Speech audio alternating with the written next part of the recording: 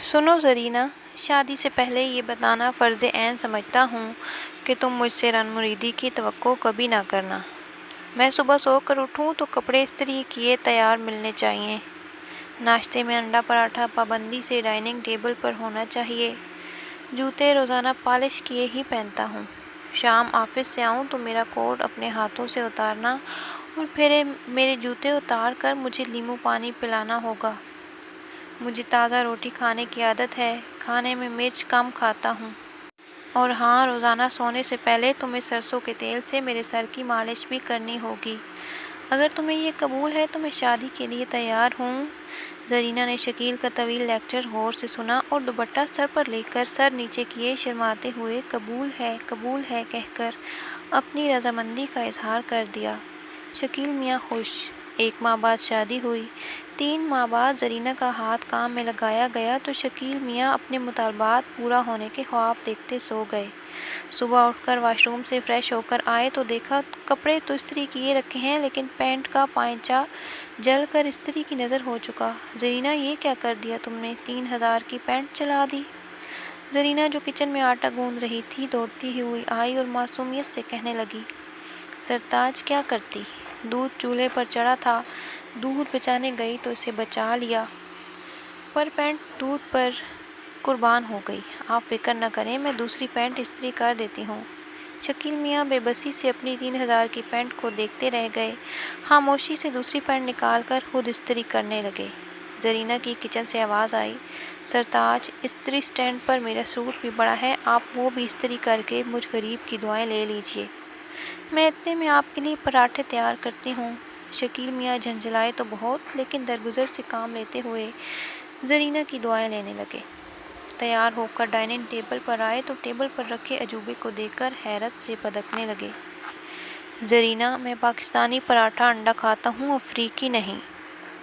زرینہ سہم کر بولی، سرتاج، دراصل آپ کا خوف میری رگ رگ میں سمایا ہوا تھا، تو وہ خوف اس انڈے پراٹھے میں بھی منتقل ہو گیا۔ پلیز اس باندی کو معاف کر دیجئے۔ شکیل میاں کے اندر کا مرد یہ سن کر خوش ہو گیا کہ چلو میری بیوی مجھ سے ڈرتی تو ہے۔ انڈے پراٹھے کا کیا ہے، چلو میں ہی بنا لیتا ہوں۔ چلو کوئی بات نہیں، آئندہ دھیان رکھنا۔ یہ کہہ کر شکیل میاں خود کچن میں جا کر آٹا گوندنے لگے۔ زرینہ ہاتھ دھو کر سامنے ادب سے کھڑی ہو گئی۔ سنیے عالی جاں، مجھ کنیز کے لیے بھی بنا دیجئے، آپ کی یہ کنیز احسان مند رہے گی۔ شکیل میاں اپنے آپ کو مغل اعظم سمجھتے ہوئے اپنے اور زرینہ کے لیے پراٹھے بنانے لگے۔ ناشتہ کر کے فارغ ہوئے تو جوتے نکالے تو پھر چیخ نکل گئی، زرینہ، کم از کم پالش تو صحیح کر دیتی، براؤن شوز پر بلیک پالش کر کے جوتے پہننے لائق نہیں چھوڑے۔ یہ کہہ کر زرینہ کی طرف دیکھا تو اس کی ٹانگیں خوف سے کپ کپا رہی تھیں۔ شکیل میاں کی مردانہ انا کو سکون مل گیا، پھر جوتے خود پالش کر کے پہنے اور آفس چلے گئے۔ آفس سے گھر آئے اور لاؤنج میں کھڑے زرینہ کو آواز دی، زرینہ، میں آ گیا ہوں، کوٹ اتارو۔ زرینہ جو آٹا گوندھ رہی تھی دوڑی دوڑی آئی اور کوٹ اپنے ہاتھوں سے اتار دیا۔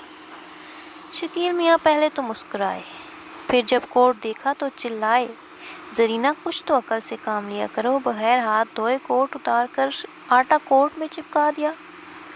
سرتاج، مجھ کم عقل کی اتنی عقل کہاں، اب آپ ہی نا مجھے عقل سکھانے والے ہیں، پلیز معافی دے دیں۔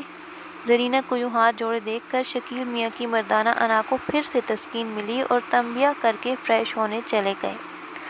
15 منٹ بعد آواز لگائی، زرینہ، لیموں پانی لے آؤ۔ سرتاج، بھول گئی، ابھی لائی۔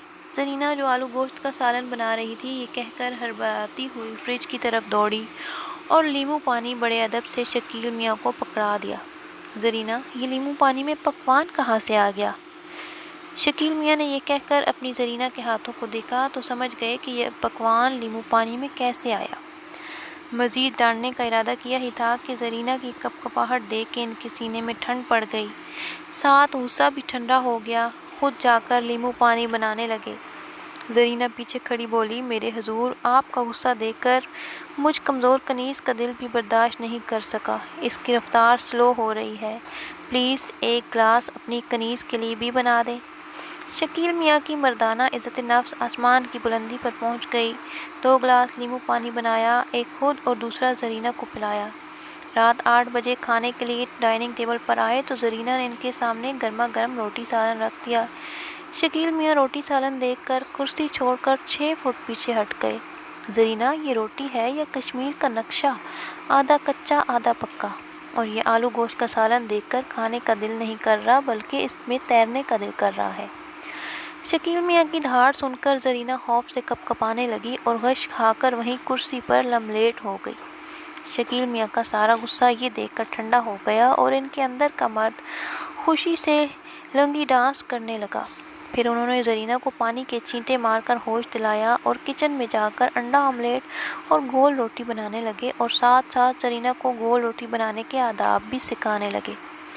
1 گھنٹے بعد زرینہ روٹی کھاتے اپنے سغڑ سرتاج کے قصیدے پڑھنے لگی، جسے سن کر شکیل میاں مزید چوڑے ہو گئے۔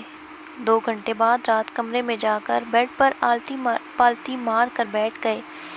زرینہ، میرے سر کی مالش کر دو۔ زرینہ فوراً سرسوں کے تیل کی شیشی لائی اور آدھی شیشی سر پر انڈیل دی۔ شکیل میاں کے چہرے پر کڑوا تیل بہتا ہوا آیا تو چلائے، زرینہ، میں نے مالش کروانی ہے کڑوے تیل سے، نہانا نہیں، جلدی سے ہاتھوں سے سر رگڑو۔ جو حکم میرے آقا، کہہ کر زرینہ پولے پولے ہاتھوں سے مالش کرنے لگی۔ شکیل میاں نے اس کے ہاتھ ہٹائے اور خود کسی ماہر مالشی کی مانند اپنی مالش کرنے لگے۔ سرتاج، آپ تو ہر فن مولا ہیں، میں بہت نصیب والی ہوں جو آپ جیسا ہنرمند شوہر ملا، پلیز مجھے بھی یہ ہنر سکھا دیجیے۔ شکیل میاں کی مردانگی جھوم اٹھی اور پھر شکیل میاں نے زرینہ کے سر کی اتنی مہارت سے مالش کی کہ زرینہ مالش کراتے کراتے وہیں نیند کی وادیوں میں چلی گئی۔ شکیل میاں اپنے ہنر کا اتنا بہترین رزلٹ دیکھ کر وہیں بیڈ پر دمال ڈالنے لگے۔ بس جناب، شکیل میاں کی شادی کو 2 سال ہو چکے ہیں۔ ان کی مردانہ انا کو یوں ہی روزانہ پابندی کے ساتھ تسکین ملتی آ رہی ہے اور زرینہ ان کی باندھی بنی ایڑا بنی پیڑا کھا رہی ہے۔ ماشاءاللہ سے اب ان کی ایک بیٹی بھی ہے۔ اور مزید ماشاءاللہ یہ کہ شکیل میاں بچہ سنبھالنے میں بھی خوب مہارت رکھتے ہیں۔ واقعی شوہر ہو تو ایسا